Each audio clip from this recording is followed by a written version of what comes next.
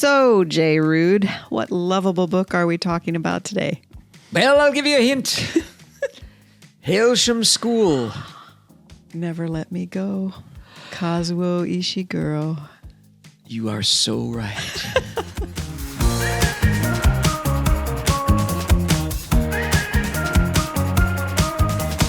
Right. Welcome to Between the Covers, where author J. Ruud and I discuss one lovable book from his list of the 100 most lovable books in English each episode. And today we are discussing probably my most lovable book on my list. I have a list of, I guess, maybe 2 or 3. And this is definitely a contender for most lovable book for me. Why don't you share the other hints you were going to give me just in case? The second one was going to be Madam. Oh, well. And the third one is going to be Donors. Oh, well, it's kind of a spoiler. Not too. Anyway. Well, we got to talk about that aspect. We do. It's not a spoiler. It's the plot of the book. Yes. Well, and I teach this book, and I taught it in a forms of fiction class, and so it took a while to get to that. I mean, it doesn't come out immediately. No, it's the students were very surprised. Yeah. Yes. So it's Kazuo Ishiguro. What year did it come out? 2005. Oh, okay. It's 21st century. I didn't realize. Okay. I believe I read it because it was on Time's list of best books in English since 1923. It was. Because it was also Time also named it the best book of 2005. Oh, well, I mean, it would have to be. Who else loves this book? Oh, lots of people. Besides me. Besides you. Although the Ishiguro book that's on the most lists and is like more highly ranked on most lists. I know what it is. And this one is Remains of the Day. Yeah, I knew you were going to say that. Which was his third novel. But we're not talking about that today. Well, we're not. But it won the Booker Prize. Ishiguro was shortlisted for the Booker Prize 3 other times, one of which was the year that he wrote Never Let Me Go, which actually I think is a more lovable book than I agree. Than Remains of the Day. But it was on Time Magazine's list of the best novels since 1923. Yeah, that's where I found it.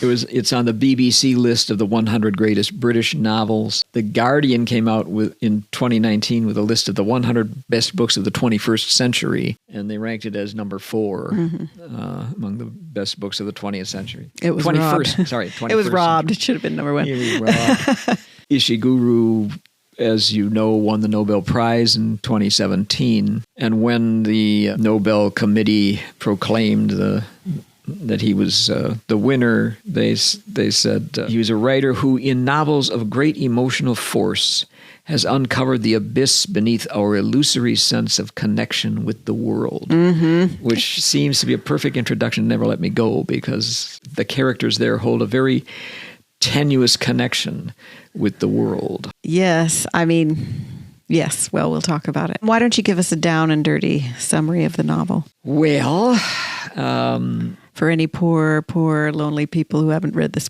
wonderful book yet. Or actually people I envy because they have it all in front of them if they haven't read it yet. I would love to be that There person. may be quite a few people who haven't read this book because it's more recent. I think a lot of people read Remains of the Day. That's true. If they're going to read a book of his, they read that because they make the mistake of reading Remains of the Day instead of this. Remains of the Day is a great book. It's fine. But this one is really the one that will grab you by the heart and drag you around the world. Let's get the summary then. Let me start summarizing by giving you the first sentence. The way it begins is, my name is Kathy H. I'm 31 years old and I've been a carer now for over 11 years. That sounds long enough, I know, but actually they want me to go on for another 8 months until the end of this year.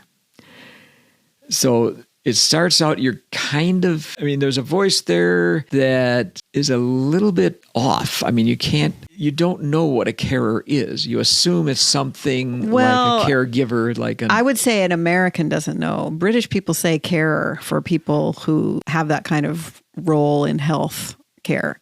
So, I mean, they'll say, who's your carer in terms of that? So I would say that's a Britishism. So, okay. But I think that's fair for American readers because I hadn't heard that term before. But she says that she's 31 years old. She's been a carer for 11 years, which seems like a long time. And you may think, why is that a long time? I mean, people work at their jobs for 40 years. Yeah. But then she says, they want me to go on for another 8 months. And you wonder who they are and why she doesn't have the choice of deciding when she's going to stop. Right. And so it starts out with these kind of questions that are in the back of your head. And then they take a long time to answer. They do.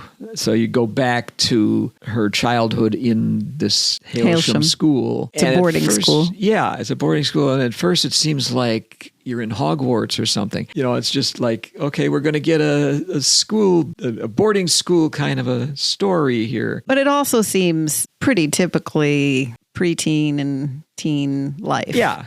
School life. It's a politics and interpersonal relations and the struggles of young, tweens and teens. Yeah. It's that kind of book. Yeah. Or it seems to be. But there's a couple of strange things. One is that for some reason, there's this madam person who comes and looks at the children's art.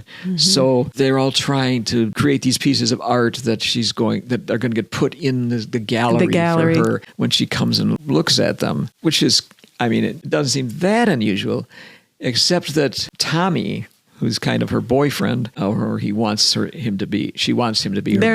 There's something there. There's something going on. Between Kathy H. and Tommy. Yeah. And there's also something going on between Kathy and Ruth, who's her best friend. Frenemies. And between Ruth and Tommy. Yeah. Tommy gets picked on because he's really good in sports, but he isn't any good in art. So he gets picked on. And so that tells you right away. This is science fiction. This is not a real school. Right. This is something fictional. And it's something unusual. So in terms of the down and dirty summary. So we have this kind of boarding school. She's remembering her boarding school days. Yeah. And then they move from the boarding school into adulthood. Yeah. Over a long period of time. Before that happens, there's a teacher. The teachers are called guardians, which is a little weird too. Yeah.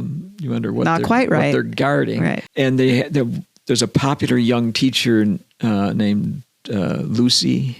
Something like Sister that. Lucy, I think it is, who at one point just kind of breaks down and tells them, you don't really have a future. Well, she's upset with how they're being treated and what they're not being told and what they're being told. Not being told the reality of their situation, which is that they are clones. And that they've been manufactured basically to serve as donors. They've been manufactured so that their kidneys can be harvested and given to their original person. Or to somebody, yeah. Well, but I think the point is that they're being groomed for the person that they've been cloned from. And obviously that can't go on very long until, you're going to give your liver, you're not going to live. Right. You can only give 2 kidneys. That's right. They learn this. And it's interesting because the reader learns it slowly as Kathy H. learns it slowly, right? Like the reader becomes aware. But I think what you're talking about, it just occurred to me what you said about the first sentence. Like, it seems like it's this kind of memoir, whatever, but it's already, if you stop and look, it's weird. And it's like the uncanny valley, right? Where things are just off enough to be unsettling. Yeah. You know that it's not a human, right? But you don't know why it's not a human. And you get that kind of like visceral, negative kind of disgust or reaction because it's just wrong enough to be very unsettling. And I think you really pointed something out in that first sentence. It's just wrong enough to be unsettling, but you don't know why. Yeah, but it's the situation that's just wrong enough. Yes. The people are still they're people, human beings. Yes. But that's a question in that at least characters in the book are asking. Are the clones fully human? Right. And that's why the art is there. Right. because the art shows their soul. It's a reflection of their souls. And isn't there also an intimation, or maybe they say it outright? I think we find out later. I don't want to do any spoilers, but that Hailsham is a special experiment. That we have a sense that other clones are not raised up in such nice conditions. Yeah, that there's something kind of special about this place, which leaves you to a horrifying imagination that's never clarified of what it's like for the others. Yeah, well, that's true. Mm-hmm. If the art is a reflection of their souls, this Madam character seems to have it in the back of her head that this is a way that you can prove that clones have souls, which is a question that needs answering. Yeah, not for everybody. Some people don't really care. Right. But if they have souls, then that raises a whole bunch of problems. Right. But as you read this, you don't have any question at all. Right, because you're fully human. Because Kathy's memoir of her teen years could be anybody's memoir of their teen years. It's so relatable, right? I know how that feels. I know. You can feel the tension among the friends, which is very typical of teenage life, especially teenage girls, and the friction that happens there, how they like some teachers, and just the whole, it's very, very human, right? Very relatable, but always just a little bit off. Because they never go home for holidays, right? They have very few personal things. They don't go home for holidays, of course, because there's no home. Have any parents. Right. It's a little like Brave New World. I know, I was going to say that. It's kind of a modernized version of the same sort of science fiction that Brave New World is. It takes the same idea of genetics and how you can use them to...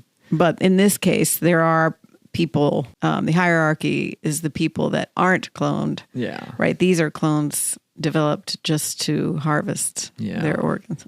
Yeah. So why is it lovable? It sounds upsetting.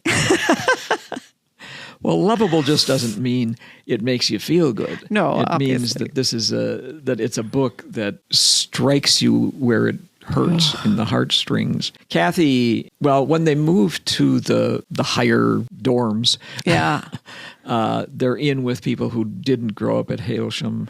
Oh, when they go to the farm or whatever that is. Yeah. Because they're transitioning from the boarding school into their world where she'll be a carer and they'll be donors. Yeah. But the other people talk about, Hailsham, we heard Hailsham has, these special things. And there's a rumor that that people from Hailsham can escape or at least postpone their time of being donors if they can prove that they truly love each other. Mm-hmm. Tommy and Kathy, Tommy especially, wants to believe that. Yeah. Well, Ruth tells them when they're older, she finds out where they can find Madam, and they want to go to talk to her about this possibility. Yeah, and that whole, I don't want to go too much into it because that's where, that's really the apotheosis of their humanity, right? Because it's such a human experience to think you know something about someone and find out something more is there or something different is there. And this is it's very emotional. It's very, kind of cuts to the bone, so to speak, of what it means to be loving human being with a soul, right? And they're clones, right? And so the novel is proving the case, so to speak, that they have just as rich of an emotional experience, meaningful, deep love and attachments, right? They're also duty bound in these ways. And there's no question for the reader. Yeah. You sit there and you think, how can this be a question? And that makes you also then look around at the systems in which we operate that we don't question. Mm-hmm. Which I think is unsettling also about the novel. Ishiguro returns to this theme again in Clara and the Sun, a later novel, a more recent novel, Clara and the Sun, where it's an AI creature doll. She's like a AI best friend for a child. Yeah, and then the child, what happens to the AI best friend when the child grows up. Yeah. Yeah. And that is, I mean, we even get Clara's life inside the Toy Story while she's waiting to be chosen. Yeah. Like, it's so pitiable, right? Yeah. Like, oh, somebody choose her. So in Never Let Me Go, I don't think Ishiguro wants you to have any question about the humanity of these people, but it's pretty difficult not to have some question about the humanity of the AI creature in the later book. That's true, because the donors and the carers, the clones in Never Let Me Go have 10 fingers and toes. They go out into the world. They can pass. Yeah. Right. Nobody knows necessarily that they are, that they don't know their origins. Right. Yeah. But obviously you might know that Clara is an AI toy. If you saw her rolling down the street or whatever, so you could look at her and think that is not human. Whereas Clara's feelings developed by the AI may say, yes, but I feel all these things that you feel. Mm-hmm. What makes me not human? What makes you human? Yeah. And can we, as readers, answer those questions? I think Ishiguro is a very existential writer. I mean, we've talked about how Melville was, pursuing some of the questions of Shakespeare and this idea of evil and ambition, et cetera, revenge, et cetera. And Ishiguro, you can find existential themes in most of his novels. In fact, The Unconsoled is basically an almost unendurable 600 pages of a bad Kafka dream. It just won't stop. It's the quintessential, like the cliche kind of existential feeling of, nothing makes sense and yet I must keep trying, right? But I think these, Never Let Me Go and Clara and the Sun bring these questions more to us where we're living now. Yeah. And some of the assumptions that we're making now that maybe we shouldn't be making. I think some of the questions that are raised by this book are ones that people have believed in for a long time. And specifically in the book, there's a kind of a question about, can the immortality of the soul be achieved through art? Mm-hmm. Right, because that's why art is such a big thing in Hailsham. Yeah. Instead of sport. So, I mean, when Shakespeare says, so long as men can breathe and eyes can see, so long lives this, and this gives life to thee, he's saying that his art will live forever, even after the person that he wrote it about dies. So there's that question is coming in here. And there's also the question of love as eternal. A lot of the great romantic stories of literature have to do with this love kind of going beyond death and that sort of thing. And so that's raised here too. So these sort of almost archetypal questions are part of this book. Well, and I think he deals with that in a lot of his work. I mean, I'm a Ishiguro completist. I know you you know. I know. But we're talking about this. I know, and this one is my favorite because I think it. And then for some reason, I can't recall the name, but there's another novel of his that ends so emotionally as well. It's not any that we've mentioned so far, but it has to do with that kind of the eternity of love, even when the person is lost. Yeah. And it's incredibly moving. I think that's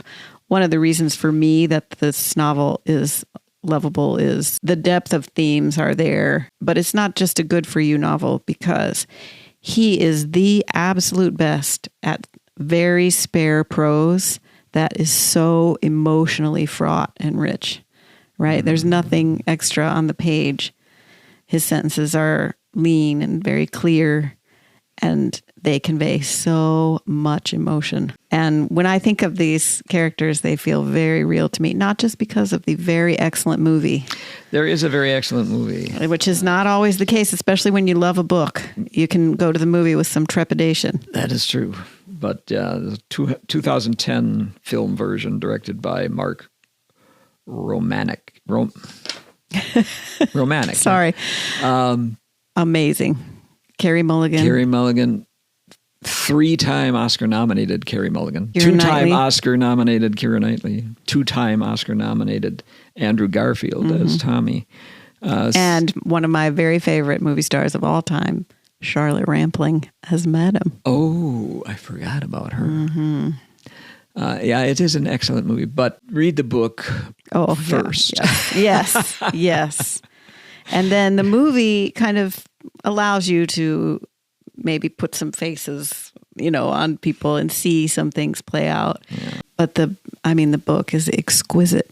It's an exquisite novel. One scene we didn't talk about, which I think is one of the most fascinating ones, is that when the three of them are in those dormitories with the people from the other houses, somebody says that they are pretty sure they saw Ruth's original. Yeah. And they go on sort of a field trip to find this person and see if she might in fact be Ruth's original. Yeah. But she comes away really disappointed. Yeah. And it's that also, I think that scene up until then, by then you realize what's kind of going on, but it's theoretical. And then when you imagine what it might be like for you to venture out in the world to see the person you were made from. Yeah.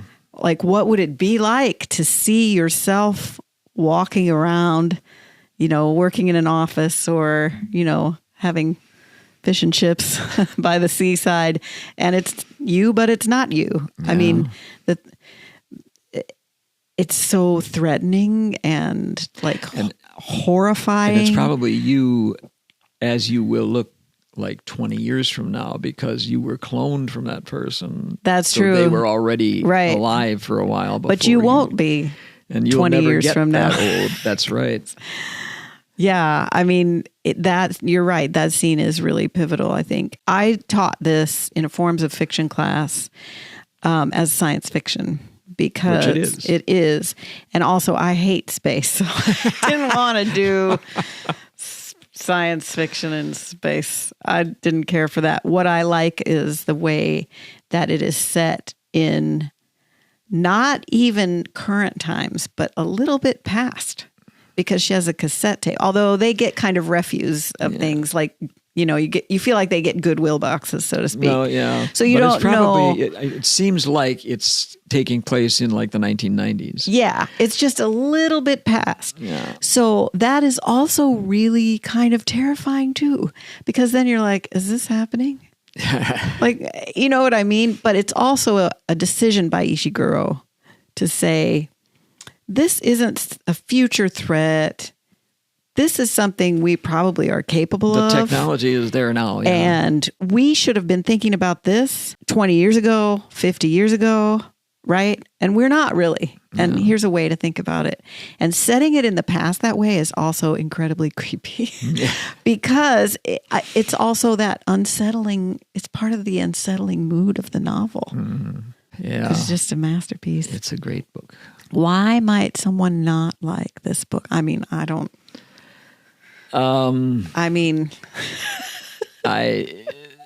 It's a question that's hard to ask. I mean, it's a real downer. It is a downer. I will say my students at first thought it was very slow moving. It's not long, so it's not like if it's going to be slow moving, it's not going to be slow moving for a long time.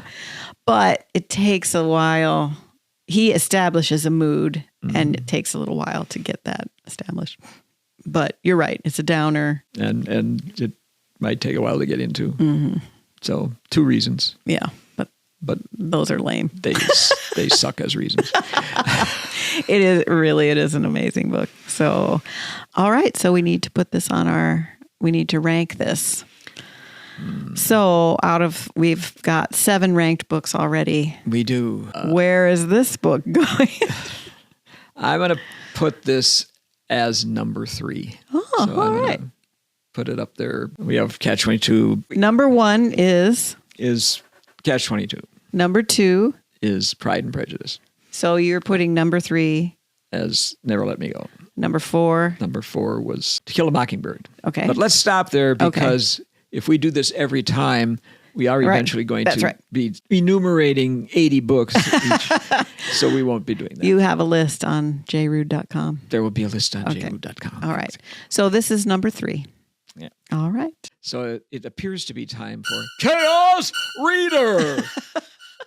All right. Yes. So I always have a book of poetry that I'm reading. It helps me take breaks from books like LBJ. And this one is, I usually buy the poetry winner of the Pulitzer Prize each year. So this is Frank. That's one of them. Sonnets by Diane Seuss. I'm not sure how to say the last name, Seuss. And it's kind of in relation to Doctor? I don't know.